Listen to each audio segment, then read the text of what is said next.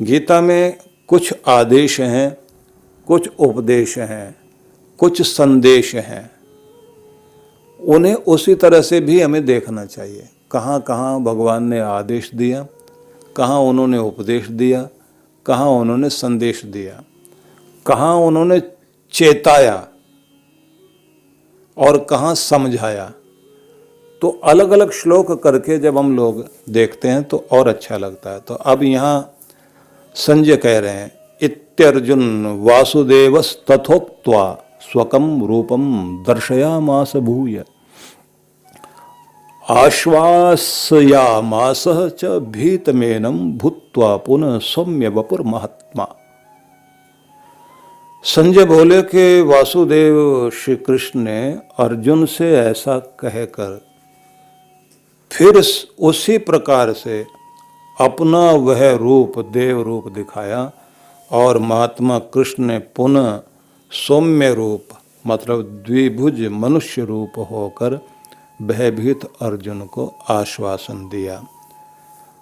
अब अर्जुन आगे कहता है, दृष्टवेदम मानुषम रूपम तब सौम्यम जनार्दन इदानीमस्मि संवृतः सचेतः प्रकृतिम गतः। अर्जुन बोले कि हे जनार्दन, आपके इस सौम्य मनुष्य रूप को देखकर मैं इस समय स्थिर चित्त हो गया हूँ और अपनी स्वाभाविक स्थिति को प्राप्त हो गया हूँ। बीच में मैंने आपसे ये कहा था कि व्यक्ति को दो चीज़ें ध्यान में रखनी चाहिए। एक तो ये कि वो अभ्यास करे ईश्वर की तरफ जाने के लिए। दूसरा, उसको वैराग्य रूप का भी ध्यान में रखना चाहिए कि वैराग्य रूप वह होता है जिसको देखने के बाद हमें जो है, जो संसार के प्रति बहुत बड़ी आसक्ति हो जाती है, उससे हमारा संपर्क टूटे, उससे ध्यान हटे। क्योंकि कुछ चीजें आकर्षण वाली होती हैं, लेकिन वो आकर्षण वाली चीजें आपको कहाँ लेकर जाती हैं? वहां लाकर खड़ा कर देती हैं, जिसका परिणाम होता है एक बहुत दुखद अवस्था। सोचकर देखें कि बहुत बार कुछ लोग जो है वो स्वाद के वश में आकर कुछ भी तरह की चीजें खा लेते हैं सड़क पर जो बेची जा रही होती हैं। अनेक बीमारियां ऐसी हैं जो गलत पानी से या गलत खाने पीने से हमारे शरीर में पहुंच जाती हैं। सावधानी अगर हम लोग अपनाते हैं तो उससे सुरक्षा मिलती है। तो इसलिए मैं आपसे ये कहना चाहता हूँ कि हमें इस बात को इस तरह ध्यान में रखना चाहिए कि जब आपके सामने स्वाद हो तो इस बात को चुने कि कहीं ऐसा तो नहीं है कि स्वाद वाली चीज़ तो खाई जा सकती है, लेकिन क्या ये इतनी शुद्ध और सही है कि मुझे आगे तक लाभ देगी, या फिर इसके द्वारा कहीं मैं ऐसी मुसीबत में पड़ जाऊं कि जिंदगी भर के लिए मेरे लिए मुसीबत पड़ जाए। तो ये एक वैराग्य इस रूप में आना चाहिए कि आप किसी भी चीज़ का एक वो रूप भी देखें। जैसे कहते हैं ना कि जिनको सिगरेट की या शराब की आदत लग गई, तो आजकल तो कहते हैं कि ये फैशन है और बड़े लोग अगर नहीं पिएंगे, आप सोसाइटी में मूव नहीं करोगे तो आप तो पिछड़ गए। तो समस्या तो तब आती है कि जब वह व्यक्ति धीरे धीरे धीरे धीरे उस चीज का आदी हो जाता है। आदी होने के बाद में बिना पिए उसको नींद नहीं आती। बात तो तब खराब होती है कि जब उसको कोई झटका लग जाए, जीवन में कोई उतार चढ़ाव हो जाए और फिर उसे भयंकर रूप से पीने की आदत पड़ जाए। और उससे भी भयंकर रूप तब आता है कि जब फिर वो भूल जाए रिश्तों को और क्या क्या हरकत करे, और फिर वो ये कहे कि मैं ऐसा ही हूं, तुम क्या करोगे? तुमने मुझे जो है स्वीकार करना करो, नहीं करना तो तुम जाओ अपनी जगह। तो कहां से चले और हम कहां पहुंच गए? अच्छा यही है कि अगर हम वो जो कहते ना कि चोर को पहला थप्पड़ और जुआरी की पहली हार उसकी जिंदगी को बहुत ऊंचा उठा देती है। और अगर पहली जीत जुआरी को मिल गई और चोर को जो है पहला थप्पड़ नहीं लगा, तो फिर वो बड़ा चोर बनेगा, जुआरी बड़ा जुआरी बनेगा। इसलिए कहीं ना कहीं रोकने वाले हाथ वो सख्त होने ही चाहिए। नहीं अच्छा लगता उस समय जब माँ बाप टोकते हैं, गुरुजन रोकते हैं, बड़ा भाई आकर रोकता है, पत्नी बीच में बोलती है, कोई भी रिश्ता आपको रोकता है, उस समय अच्छा नहीं लगेगा। तुम कौन होते मेरी ज़िंदगी में दखल देने वाले? मेरी ज़िंदगी मेरी है, किसी की भी ज़िंदगी उसकी अपनी नहीं है। उसकी ज़िंदगी के साथ जुड़े हुए न जाने कितने सारे लोग हैं और उन सब पर असर आता है। इसलिए मैं ये कहना चाहता हूँ कि जगह जगह पर वैराग्य तो चाहिए आपको, जहाँ से अपने आप को बचाना और हटाना है, और जगह जगह आपको अभ्यास चाहिए जहाँ पर अपने आप को लेकर जाना है। योग दर्शन पर कभी जब चर्चा होगी तो वहाँ एक एक छोटा छोटा सूत्र जो है फार्मूला है। योग दर्शन को, दर्शन शास्त्र को आप पढ़ेंगे तो वहाँ पर जो है श्लोक नहीं है, वहाँ पर छंद नहीं है, वहाँ कविता नहीं है, वहाँ फार्मूला है। और जहाँ फार्मूला है, साइंस के फार्मूले दिए गए हैं, उन फार्मूले को आप जब पढ़ते हैं तो वहाँ छोटी सी बात कह दी गई और छोटी सी बात में सब कुछ रख दिया गया। अथ योगानुशासनम अथा तो ब्रह्म जिज्ञासा। ये जैसे आप दर्शन को शुरुआत करते हैं, जैसे योग दर्शन की शुरुआत होती है, वेदांत की शुरुआत होती है, तो वहाँ जब ये पढ़ते हैं तो एक शब्द में बहुत कुछ रखा हुआ वहाँ।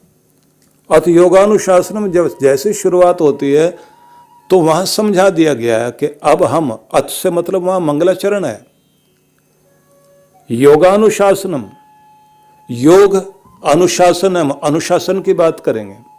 अब उसकी व्याख्या करने आप बैठोगे तो एक व्याख्या नहीं है, वो अनेक हैं, और जब उसमें आप उतरते चले जाओगे तब समझ में आएगा कि इन लोगों ने एक छोटा सा वाक्य अगर कहा है उसके पीछे कितने कितने रहस्य हैं।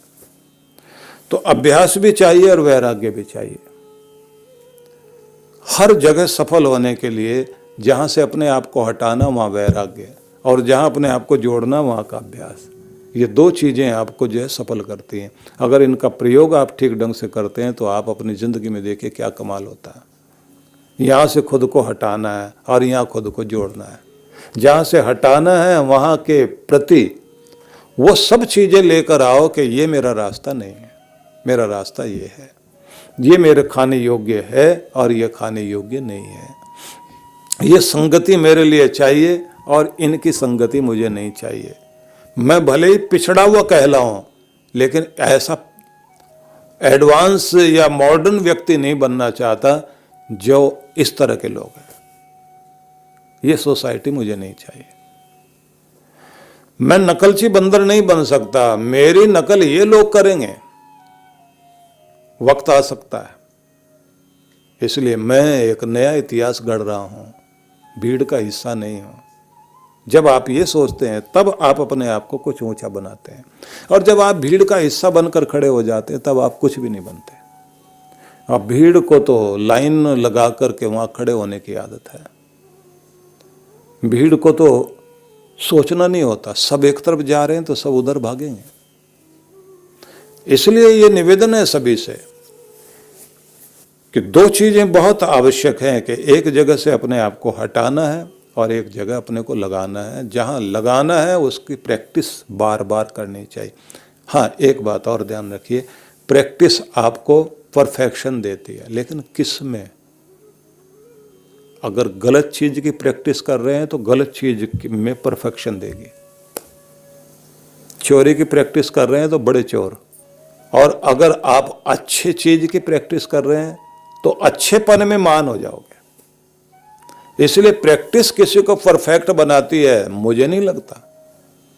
परफेक्शन लेकर आएगी, लेकिन किस में? जिस चीज की प्रैक्टिस कर रहे हो उसमें वो आपको परफेक्ट कर देगी। बड़ा चोर, बड़ा जुआरी, करिए प्रैक्टिस लगातार। झूठ बोलने की प्रैक्टिस कीजिए, मान झूठे बन जाओगे। इतना महा झूठा कि उसके सामने लोग जो शर्माएंगे कि बड़ी कमाल की प्रैक्टिस है इसकी। गालियों की प्रैक्टिस कर लीजिए आप, इतना बड़ा रिकॉर्ड मेंटेन कर सकते हैं आप। लोग कहेंगे बड़ा शब्दकोश है इसके पास। आप मंत्रों की, अच्छी चीजों की प्रैक्टिस कीजिए। तो अभ्यास होना चाहिए, लेकिन किस चीज का? हटना वहां से है जो आपकी जिंदगी को ऊंचा नहीं उठा सकते। उन सब चीजों से खुद को हटाना और वहां जोड़ना अपने आप को, जहां से आपके जीवन में प्रगति हो। इसलिए आपको ये विचार करना होगा, अभ्यास वैराग्याभ्याम तन निरोध। अपने आप को अभ्यास और वैराग्य के द्वारा अपने मन का निरोध करना चाहिए, उससे संभालना चाहिए और उधर जोड़ना चाहिए जहां हम परमात्मा के कृपा पात्र बनते हैं। तो अर्जुन कहते हैं कि आपके इस सौम्य मनुष्य रूप को देखकर अब मैं स्थिर चित्त हो गया हूं।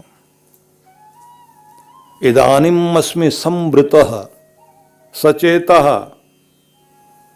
प्रकृतिम गतः। 3 चीजें उसने कही है कि मैं आपके इस रूप को देख करके संवृतः, संवृतः का अर्थ हो गया स्थिर, सचेता मतलब चेतना युक्त हो गया, अपनी चेतना में आ गया हूँ, अपनी होश में आ गया हूँ। प्रकृतिम गतः, स्वाभाविक प्रवृत्ति को प्राप्त हो गया हूँ, मतलब मैं उस स्वाभाविक स्थिति को प्राप्त हो गया हूँ जो मेरा अपना वास्तविक रूप है, क्योंकि आपके इस सौम्य मनुष्य रूप को मैंने देख लिया है।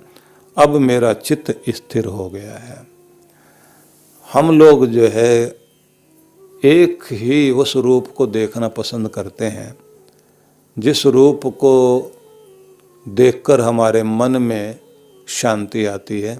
तो कोई भी आदमी किसी के भी, अपने पिता के, माँ के, भाई के, बहन के उग्र रूप को नहीं देखना चाहते। देख भी लें तो उसके बाद में फिर कहते हैं कि अपने को शांत करो, ठीक हो जाओ, क्योंकि कोई भी क्रोध एक पागलपन ही होता है, पर वो बहुत छोटा सा कुछ अंशों का होता है। जब वह भयंकर रूप धारण कर लेता है तो वो पागलपन संपूर्णता ले लेता है। लेकिन कभी कभी हमारा ये मन्यु रूप भी समाज में परिवर्तन लाता है, लेकिन इसको सराहा नहीं जा सकता। कुछ की आदत बन जाती है और उनको पता भी नहीं लगता कि वो सच में ऐसा कुछ दुर्व्यवहार कर रहे हैं। वो कहते हैं ये तो हमारा जो है सामान्य रूप है। अगर उनका जो है असामान्य रूप देख लें फिर तो न जाने क्या होगा। तो इसलिए हमें पहले ये कोशिश करनी चाहिए कि हम अपने सौम्य रूप में रहें भी और दूसरों को भी उत्तेजित, उद्विग्न न करें, न भड़कें, न भड़काएं, न क्रोध में रहें, न क्रोधित करें, न अपमानित हों, न अपमानित करें, न कड़वा बोलें, न कड़वा सुनने के लिए सुनाने वाले को तैयार करें। क्योंकि कुछ लोग इसी तरह का व्यापार करते हैं, 2 गाली खुद खाई। और कुछ की तो दोस्ती ऐसी होती है कि दोस्त मिल रहे हैं तो जब तक 2 गाली वो नहीं देगा और वो भी नहीं देगा, फिर उठा के पटकेंगे नहीं एक दूसरे को छेड़ेंगे, कान वान खींचेंगे, नाक पकड़ के खींचेंगे, नीचे गिराएंगे, लगता गहरे दोस्त है। वो ऐसा ही कुछ, जैसे वो कुछ खास तरह के जानवर होते हैं ना, पशु होते हैं, वो जब तक जो है एक दूसरे के टक्कर नहीं मारेंगे, आके उसके साथ उछलेंगे नहीं, उनकी दोस्ती उसी तरह की होती है। कुछ की दोस्ती वो होती है जब वो मिलते हैं तो उनको आँख में प्रेम के आंसू होते हैं, चेहरे पर मुस्कुराहट होती है।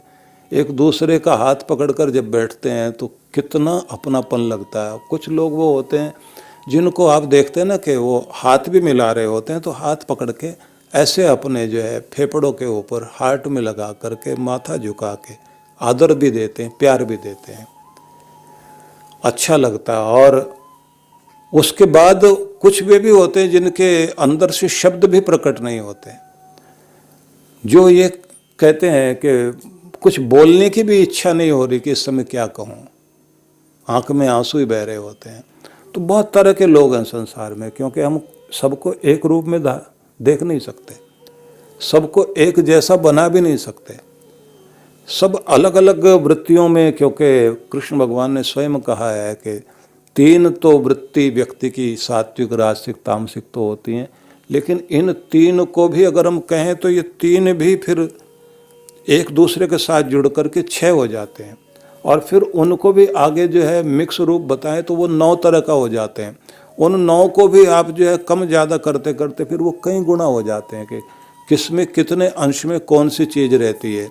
फिर उसको भी आगे ले जाकर बताया गया है कि वातावरण से प्रभावित होकर कब आदमी राजसिक होता है। जैसे सुबह का समय कहा गया ये सात्विक समय है, दोपहर का समय माना गया है राजसिक है, शाम का समय कहा गया है कि ये तामसिक है। लेकिन हमारे यहाँ ये कहा गया है कि आप वैसे तो संध्या 2 समय की होती है, लेकिन ऋषियों ने, कुछ ऋषियों का ये कहना है कि तुम मध्याह्न को भूल गए हो, जिसमें जो है व्यक्ति राजसिक हो जाता है।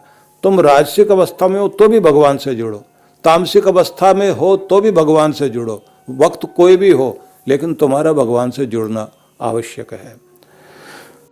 तो ये श्लोक जो हमने अभी सुना, इसके बाद में अगले श्लोक की तरफ हम लोग आते हैं। भगवान श्री कृष्ण इसके बाद में आगे 52वें श्लोक में अर्जुन को जो संदेश दे रहे हैं उस संदेश को भी हम लोग सुनेंगे। लेकिन आज का समय हमारा संपन्न हो रहा है और मैं आप सबसे ये कहना चाहूँगा कि अभी तक जो हमने चिंतन किया है उसको एक बार आंखें बंद करके हमें मनन जरूर कर लेना चाहिए कि जब तक हम कृपा पात्र नहीं बनते हमारी और सभी साधनाएं सफल नहीं कहलाती। सफलता तब मिलती है जब उन सीढ़ियों से चढ़ते चढ़ते हम लोग उस मंजिल पर आ जाते हैं जहाँ से कृपा मिलती है। या ऐसे कह लें कि कोई बच्चा चलते चलते लुढ़कते लुढ़कते और माँ के पास तक पहुँच गया और उसके बाद में हिम्मत करके घुटनों के बल उठकर दोनों हाथ ऊपर उठाता है और उठा करके और बहुत ही कारुणिक भाव में माँ चिल्लाता है और फिर माँ जो है उसके दोनों हाथों को पकड़कर अपनी तरफ उठाती है। इसको ग्रंथों में ध्यान में एक अलग बात कही गई है। वहाँ कहा गया है कि आप अपने आप को इस प्रकृति से, माया से, संसार के प्रभाव से ऊपर उठाओ इतना कि तुम्हारे दोनों हाथ ऊपर की तरफ उठ जाएं, भगवान की तरफ। अपनी ऊर्जा को इतना ऊपर उठाओ और भगवान को झुकने के लिए मजबूर करो कि वो तुम्हारे हाथ पकड़ सके, ब्रह्मांड भी तुम्हारी तरफ झुके और ये धरती की शक्तियां भी ऊपर की तरफ उठे। जहां तुम रह रहे हो इस लोक से ऊपर उठो और वो कृपा करके अपने हाथ नीचे झुकाकर तुम्हें पकड़ ले। बस वो जो कृपा होती है वहाँ भगवान के दर्शन होते हैं। ये साधना में एक खास विधि होती है जो सिखाई जाती है। इस बार हम लोग जब मनाली का कार्यक्रम रहेगा उसमें इस विधि को विशेष रूप से समझाया और सिखाया जाएगा कि किस तरह से हम अपने आप को उस पात्रता में लेकर आएं कि वो हाथ बढ़ाकर पकड़ सकें।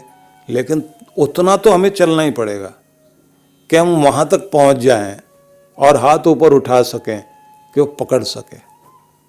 हम ये ना कहें कि बस तू ही झुक, वो उतना नहीं झुकेगा। कोई भी माँ अपने बच्चे को पकड़ना चाहती है लेकिन वहाँ तक तो आओ जहाँ वो आसानी से तुम्हें पकड़ सके। तो ये एक बार चिंतन जरूर कर लेना चाहिए। और अंतिम श्लोक कुछ हमारे सामने हैं। अंतिम चरण में हम गीता के 11वें अध्याय के पहुँच रहे हैं। श्री भगवान उवाच सुदुर्दर्शमिदं रूपं दृष्टवानसि यन्मम देव अप्यस्य रूपस्य नित्यं दर्शन कांक्षिणः। श्री भगवान ने कहा कि यह मेरा स्वरूप तुमने जो देखा है इसे देख पाना वस्तुतः अत्यंत कठिन है। देवगण भी इस रूप को दर्शन करने के लिए नित्य आकांक्षा करते हैं। इदं रूपम दृष्टवान असि यन मम, भगवान श्री कृष्ण कह रहे हैं, यन मम रूपमिदं दृष्टवान असि, जो तुमने यह मेरा स्वरूप देखा है, यह दुर्दर्श है, अत्यंत कठिन है। देवा अप्यस्य रूपस्य नित्यम दर्शनकांक्षिणः, देवता लोग भी इस स्वरूप के दर्शन करने के लिए आकांक्षा रखते हैं। अर्थात यह देवों को भी सहज रूप से प्राप्य नहीं है, जो तुमने सहज रूप से इस स्वरूप को पाया है। वो स्वरूप कौन सा? विश्व दर्शन। भगवान के विश्व स्वरूप का दर्शन करना और वह भी सहज रूप में कर पाना, यह अत्यंत कठिन है, जिसे तुमने सहज रूप से देख लिया है। और इस स्वरूप की आकांक्षा नित्य निरंतर देवता भी करते हैं। इसी बात को फिर आगे जाकर 53वें श्लोक में फिर कहते हैं, न हम वेदैर न तपसा न दाने न इज्जया शक्य एवं विधो दृष्टुम दृष्टवानसी माम यथा। इतने सहज रूप से जैसे तुमने मुझे देखा है, ऐसे न तो मैं वेदों से, न तपस्या से, न दान से और न यज्ञ से देखा जा सकता हूँ। कैसे देखा जा सकता हूँ तो उसके विषय में फिर अगले श्लोक में बताया, लेकिन उससे पहले फिर इस बात को जान लें। इस स्वरूप को उन्होंने कहा कि यह दुर्दर्श रूप है, जिसको तुमने यन मम रूपम इदम दृष्टवानसि, जो तुमने मेरे इस रूप को देखा है, इसे सहज रूप से जो तुमने देख लिया, यह अत्यंत कठिन है, जिसे न तो वेदों के द्वारा, न तपस्या से, न दान से और न किसी यज्ञ से, इज्जया यज्ञ के द्वारा भी इसे कोई नहीं प्राप्त कर पाता, जैसे तुमने इस रूप को देखा है। तो फिर से हम इस बात को जान लें कि परमात्मा को खोजने से हम लोग वैदिक ज्ञान के माध्यम से खोजने की कोशिश करें, तपस्या से, दान से, यज्ञों से, ये सारी विधियां भले ही परमात्मा की तरफ ले जाती हों, लेकिन इन सब विधियों में यह महत्वपूर्ण बात है कि जब तक हम उसे खोजने की कोशिश करते हैं जो खोया ही नहीं है, परमात्मा खोया हुआ नहीं है, परमात्मा सर्वत्र है। लेकिन जैसे ही हम परमात्मा में खो जाते हैं, उसके स्वरूप में खो जाते हैं, तो खोजने से नहीं मिला, लेकिन उसमें जब खो गए, अब वह खो जाना क्या है, उसको अगले श्लोक में उन्होंने बताया कि यह है अनन्य भक्ति। वह अनन्य भक्ति जिसमें व्यक्ति स्वयं को खो बैठता है, एकाग्र होकर परमेश्वर के प्रति तल्लीन रहते हुए, वह जब स्वयं को खो बैठता है, अपने अहम को, अपने स्वरूप को, अपने अस्तित्व को जब पूरी तरह से उसमें मिला देता है, तो वहीं से वह क्रांति घटित होती है, जिसमें हम प्रभु के दर्शन कर पाते हैं। इसमें ये बात ध्यान रखने वाली है कि किसी भी व्यक्ति को परमात्मा की अंतर में झलक मिल जाए, आपकी समाधि सफल हो जाए, लेकिन कण कण में उसे महसूस कर पाना वो तभी संभव होगा, क्योंकि कण कण में अनुभव करना ही विश्व रूप का दर्शन है। परमात्मा जब समस्त जीवों में, समस्त पदार्थों में दिखाई देने लग जाता है, अनुभूति होने लग जाती है, तब ये बात ध्यान रख लीजिए कि अंदर भी वही है और बाहर भी वही है। इसलिए अनेक तरह के देश विदेश के साधुओं का, ज्ञानियों का, ध्यानियों का, सूफियों का, या कोई भी ज्ञानी सेंट हों, ऋषि हों, संत हों, सिद्ध हों, साधक हों, जिन्होंने भी ये अनुभूति ली है, एक विदेशी व्यक्ति हुए हैं जिन्होंने, एक बहुत ऊंची महिला थी जो भक्ति में, साधना में चरम तक पहुंची हुई थी, तो उससे मिलने के लिए वो गए और वह अपनी कुटिया में बैठी हुई थी। तो सुबह का समय था और आकाश में उस समय सूर्य उगा ही था। अद्भुत दृश्य था क्योंकि सूरज की किरणें धरती पर गिर रही थी और साधना वाला कोई भी व्यक्ति होगा तो संसार के कोलाहल से दूर कहीं ऐसी स्थिति में अपने आप को स्थापित करता है जहाँ प्रकृति का सुरम्य वातावरण हो और चारों तरफ प्रकृति अपना दृश्य और अपनी रूप छटा, अपना सौंदर्य बिखेरती हो।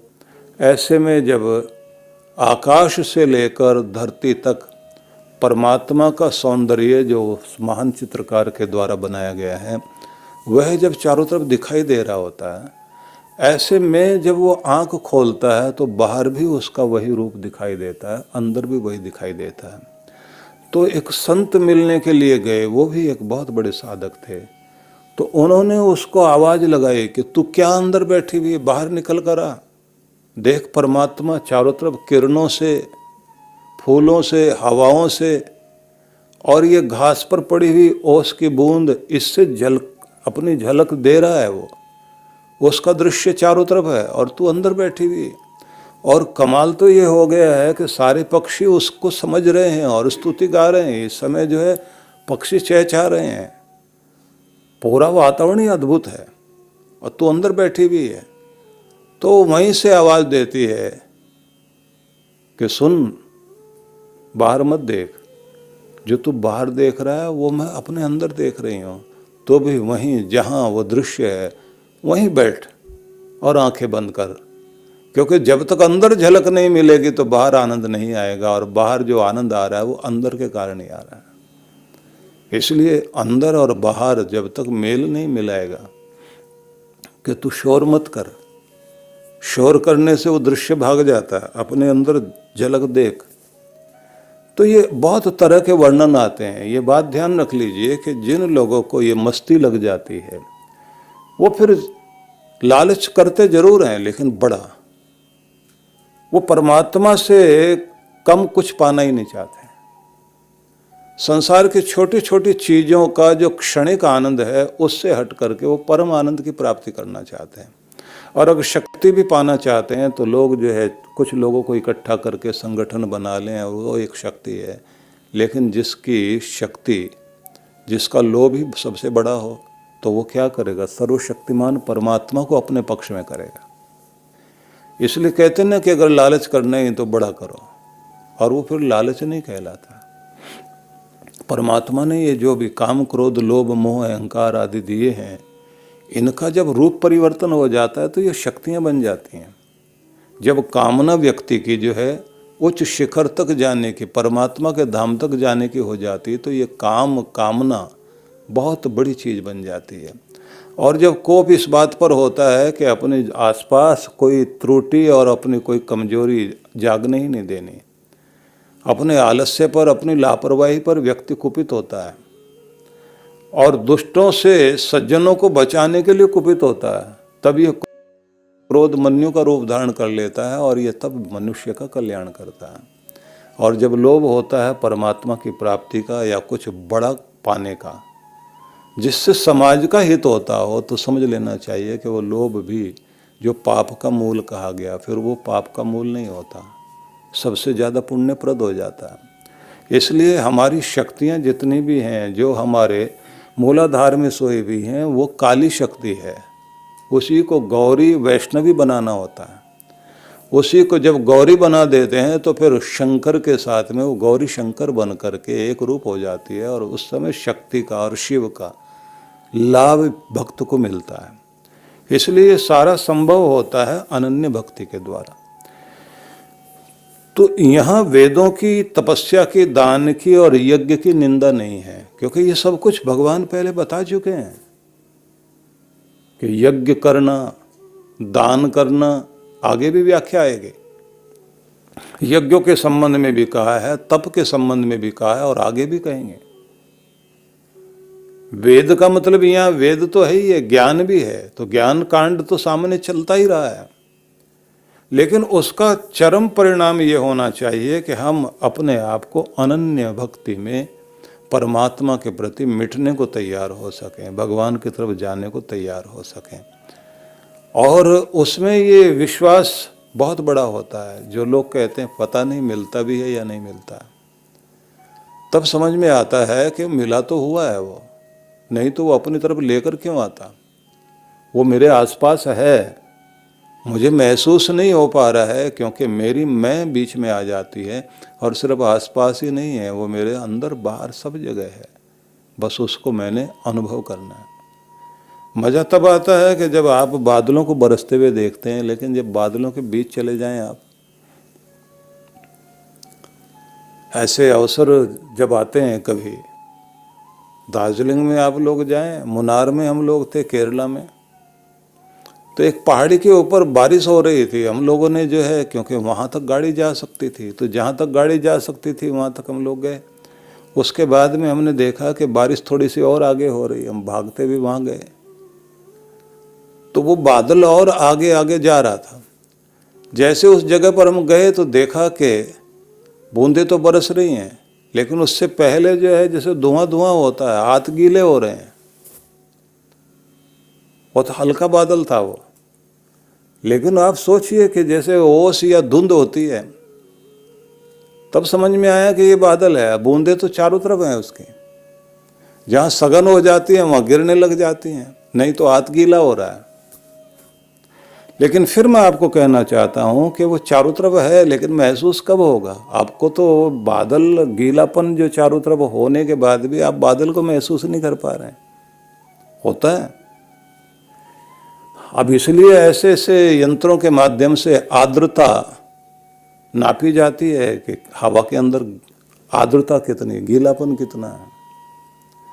और जब सूरज की किरणें उसमें आती हैं तो उमस बन जाती है, इतनी उमस रहेगी। समुद्र के किनारे रहने वाले लोगों को उस उमस का पता लगता है।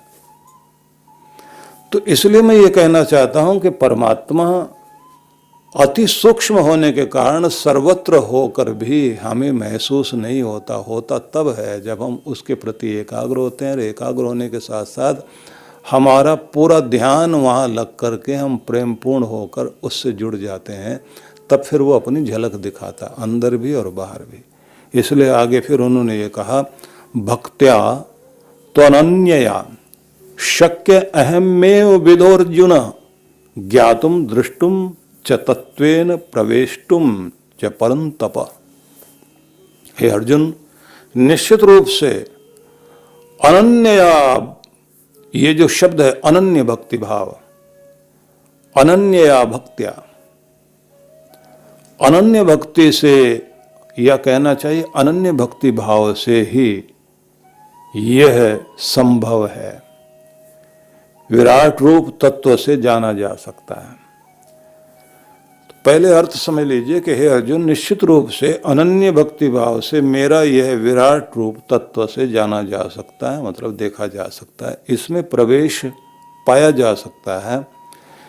इसका गोपनीय रहस्य जो समझा जा सकता है वह केवल मात्र अनन्य भक्ति से ही संभव है। भक्त्या तु अनन्यया शक्य अहम एवं विधो अर्जुन। मैं इस अनन्य भक्ति के द्वारा ही प्राप्त करने योग्य हूँ। ज्ञातुम दृष्टुम च तत्वेन, दो शब्द, जाना जा सकता हूँ, देखा जा सकता हूँ, तत्वेन तत्व से, प्रवेष्टुम च, और इसमें प्रवेश किया जा सकता है। ये तीन शब्द हुए। अर्जुन के लिए शब्द का प्रयोग किया परंतप, हे परम तप। दो अर्थ हुए इसके, शत्रुओं को तपा देने वाला और जो तेजस्वी शक्तिशाली है। तो उस अर्जुन को कहा गया है कि अनन्य भक्ति के द्वारा ही मैं इस प्रकार से एवं विधो, इस प्रकार से अनन्य भक्ति के द्वारा ही शक्य हूँ, देखा जा सकता हूँ। और वह क्या, तो जाना जा सकता हूँ, ज्ञातुम दृष्टुम च, और देखा जा सकता हूँ, च तत्वेन, तत्व के द्वारा। मतलब मेरा विराट रूप तत्व से जाना जा सकता है और इसे देखा जा सकता है, इसमें प्रवेश किया जा सकता है।